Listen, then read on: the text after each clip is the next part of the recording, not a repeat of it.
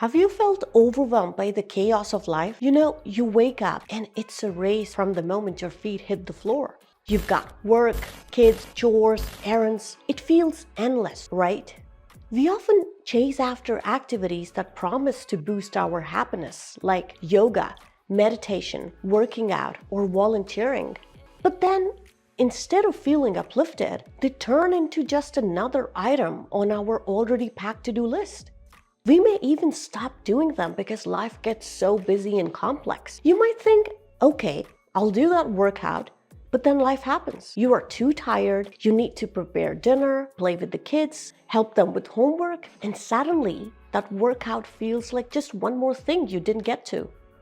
So, we give up. This is something I've witnessed time and again in my work with parents, where life's busyness overwhelms even the best intentions.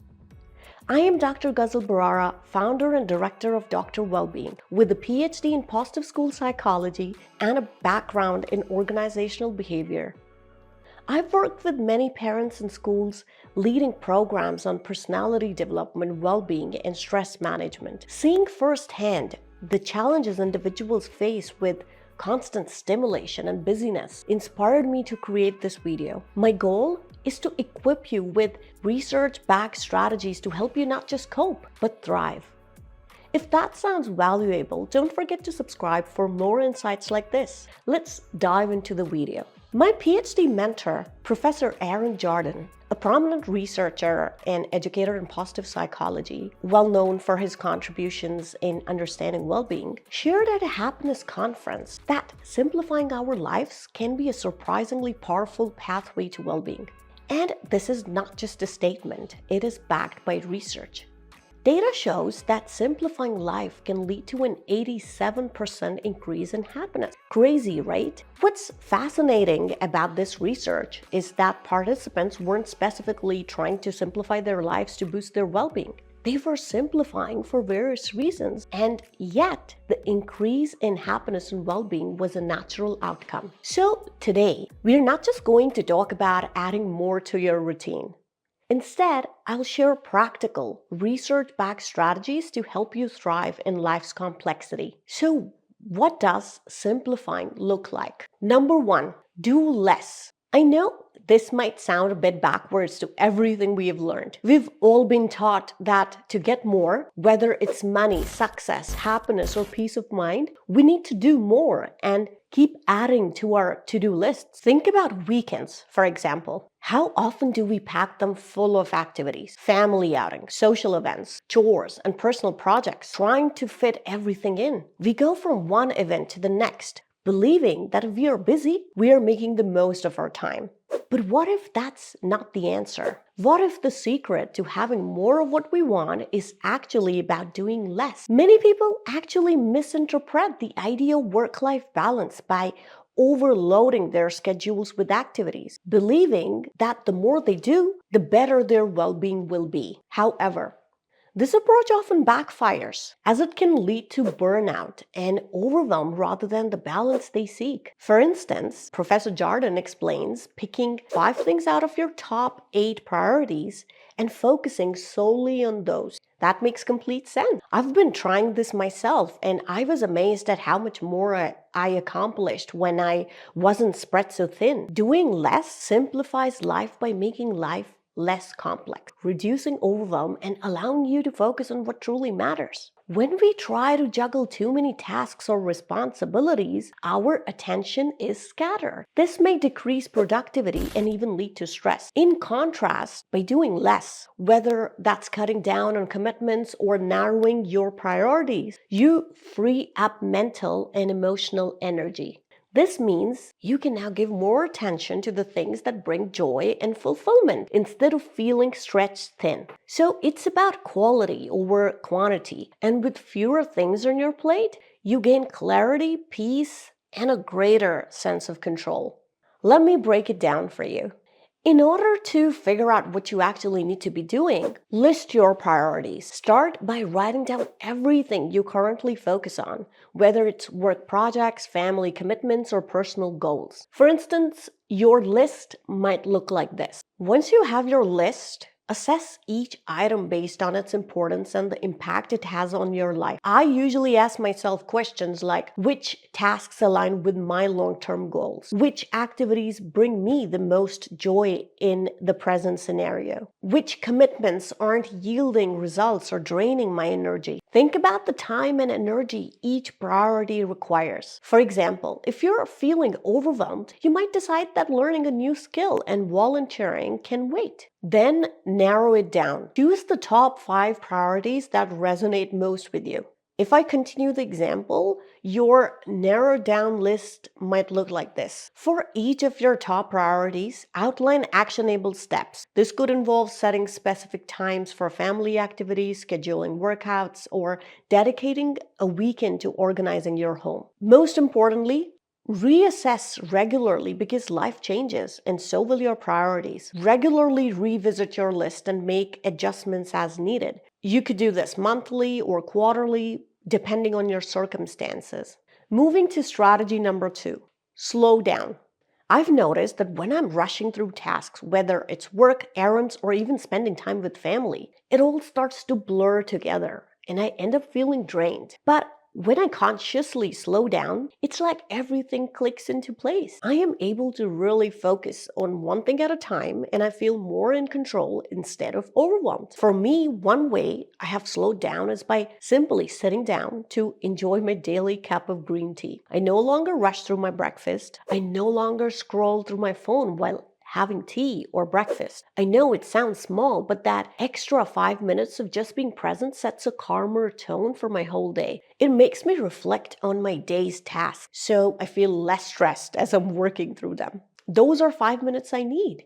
I mean, by slowing down in this way, life just seems less chaotic and I find more joy in the little moments that I used to rush past. And this idea of slowing down isn't just something I've experienced personally. During my travels to villages in India and Africa, I've seen firsthand how a slower pace of life can bring a sense of peace and contentment. In these communities, people believe in simple living. They grow their own vegetables, eat fresh food from their gardens, and despite having fewer material possessions, they often seem happier and more fulfilled. It's as if they have mastered the art of living simply. They're savoring life's small pleasures and staying connected to what truly matters. Number 3, decluttering. For me personally, one of the best ways to simplify life is decluttering. I realize that when my space is cluttered, my mind feels cluttered too. For instance, as winter approaches, I often find it's the perfect time for a winter declutter.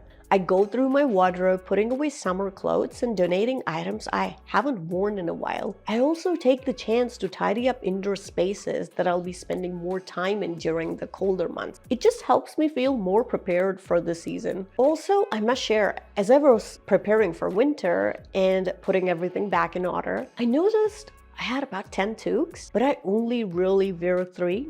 It made me think about how much space those unused items were taking up, so I decided to donate the extras. By letting go of what doesn't serve me anymore, I created space for what truly matters. So decluttering is more than just getting rid of physical stuff. It's about letting go of mental clutter and freeing up emotional space as well. It's about prioritizing your time and energy on the things that bring you joy. Most importantly, decluttering isn't just about making your home look neat. It's about boosting your overall well-being. In fact, a study involving over 1,100 participants, most of them everyday people like us, found that subjective clutter, how we feel about the mess around us, has a huge impact on our well-being. For example, in homes where clutter felt overwhelming, it led to lower well-being across areas like positive emotions and feeling accomplished. So when we declutter, whether it's sorting through those 10 toques and keeping only the ones we actually use, or preparing for the winter by tidying up, we are not just making space physically, we are making room for clarity, joy, and overall well-being. And this isn't just my opinion, research backs it up. Number 4, embrace JOMO. The joy of missing out. We often feel pressure to fill our weekends with activity, whether it's attending social events, going on outings, or making plans with friends and extended family. For many of us, every Saturday and Sunday might feel like a race to make the most of the time off, packing in as many activities as possible. But sometimes, constantly being on a go or saying yes to every invitation or feeling the need to have plans every weekend can be exhausting. This is where JOMO comes in, the joy of missing out. In real life, JOMO appears when you're content with slowing down and choosing not to participate in every activity or social event. It's about recognizing that you don't need to be everywhere or do everything to feel fulfilled. I know you might feel obligated to go out or accept every invitation, but it's okay to say no to social commitments, parties, or even those tempting mountain hikes, and instead just enjoy a relaxing day at home with your family. By choosing to stay in, you can create space for deeper connection and rest. There is joy in just being at home, enjoying each other's company, playing a game, watching a movie, and not feeling the need to always be doing something. Sometimes, the best memories are made when we step away from the busyness of life and appreciate the joy of missing out. And when you see those photos of your friends or family in social media, having fun at a party or an event, you don't feel like you're missing out on something. Instead, you feel overjoyed and fulfilled by your own choice to slow down and focus on what truly matters to you in that moment. Whether it's, relaxing at home, spending time with loved ones, or just enjoying the peace and quiet. Number 5, learn to say no. Once you have identified your top 5 priorities, it's crucial to practice saying no to activities or commitments that don't align with them. I have learned this the hard way. Early on in my career, I often said yes to every learning opportunity, thinking it would deepen my understanding and enhance my skills. I thought the more I took on, the better off I'd be. But over time, I realized it was draining my energy and affecting my personal life. For instance, I encountered moments where I had to choose between enrolling in a course or spending quality time with my family. Then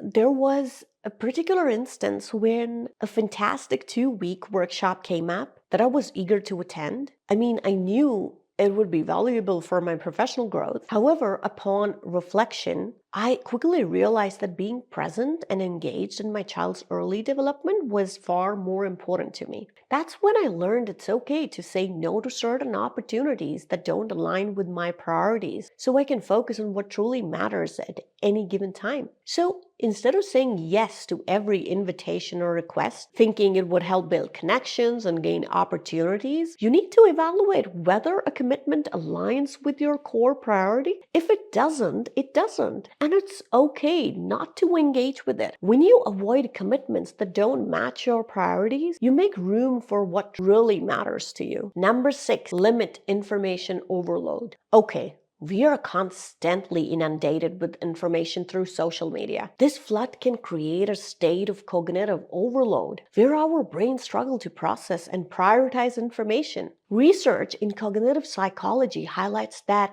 our attention spans are limited. When we consume too much information at once, our attention becomes fragmented. This fragmentation can lead to decision fatigue, increased stress, and reduced productivity. For instance, during the recent viral trend of scrolling through day in the life TikTok videos, many viewers found themselves mesmerized by the sheer volume of content. While it was entertaining, this endless scrolling can result in a sense of dissatisfaction and overwhelm as users compare their lives to those depicted in these curated clips. Studies show that when individuals are bombarded with choices, they tend to feel less satisfied with their decisions. And this scattered focus not only hampers our ability to concentrate on tasks, but also diminishes our capacity to deeper thinking and creativity. So, in order to simplify your life, consider setting specific times to check emails or scroll through social media, allowing your mind to focus on what truly matters. Number 7, simplifying material possessions. A powerful way to simplify life is by buying less. Because of consumerism, we can easily fall into the trap of thinking that more stuff equals more happiness. However, owning too many material possessions can lead to feelings of overwhelm and dissatisfaction. For example, most people, including me, have a wardrobe bursting with clothes, yet they often feel they have nothing to wear. This paradox arises because amid all that choice, we can struggle to find what truly resonates with us. Psychologically, this phenomenon connects to the paradox of choice, where an abundance of options can lead to decision fatigue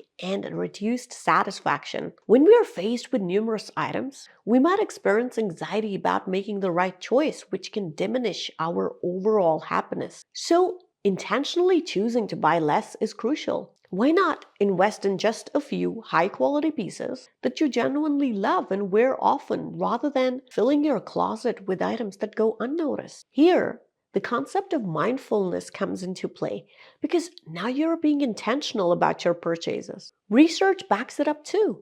A study looked into why people are drawn to minimalism and how it impacts their well-being. What they found was that adopting a minimalist lifestyle, things like being more environmentally conscious, enjoying simpler aesthetics, or sharing resources, has a surprising effect. It boosts happiness and well-being. The key takeaway? Simplifying life, like owning fewer things and clearing up space, gave people more time and freedom to focus on what truly matters, like spending time with family. Moreover, by buying less, we can free ourselves from the never-ending cycle of acquiring and maintaining possessions. Think about how liberating it can feel to resist the urge to buy the latest trend or gadget or other material goods and instead focus on experiences that enrich our lives. It could be travel or spending money on learning a new skill. This shift not only aligns with the principles of cognitive load theory, where less clutter leads to improved mental clarity, but also fosters emotional well-being by reducing the stress associated with maintaining numerous items. Additionally, owning less can lead to financial benefits. Fewer possessions mean less spending on items we don't need. Again, allowing us to redirect that money toward experiences that enrich our lives. In essence, simplifying our material possessions isn't just about having fewer things. It's about embracing a mindset that prioritizes quality over quantity. Number 8, simplifying your time. It's fascinating how Dr. Pfeiffer, a clinical psychologist, author of the book Seeking Peace, which provides her insights into simplifying life, breaks time down into two categories: minutes and moments. Minutes are those frantic stretches we spend racing through our days, cramming in work, juggling tasks, and checking off to-do lists. On the flip side, moments are those sweet, timeless instances when we are genuinely present, experiencing flow, almost lost in what we are doing. Dr. Pfeiffer sums it up perfectly by saying that a real measure of wealth is the number of moments we get to experience in our life. If we want to live a simpler life, we need to simplify our time. This means pulling back on the endless activities and multitasking so we can make room for more meaningful moments. Here are some tips to help you along the way. Schedule some nothing time. Block off a chunk of your calendar for simply doing nothing. Yes, seriously, choose a morning or even a whole day where you don't plan a thing. When that day comes, ask yourself, what do I really want to do today? It sounds easy, but you might be surprised how hard that question can be. We often get so caught up in what we think we should be doing that we forget to listen to what we truly want. Take that time to reconnect with what brings you joy. Protect your time with boundaries. If you want to add something new to your schedule, be sure to take something out that takes up a similar amount of time. For example, if you decide to walk with a friend 2 mornings a week, find another commitment to drop that takes up about the same time. You can't just keep piling on more activities if you're aiming for a simpler life.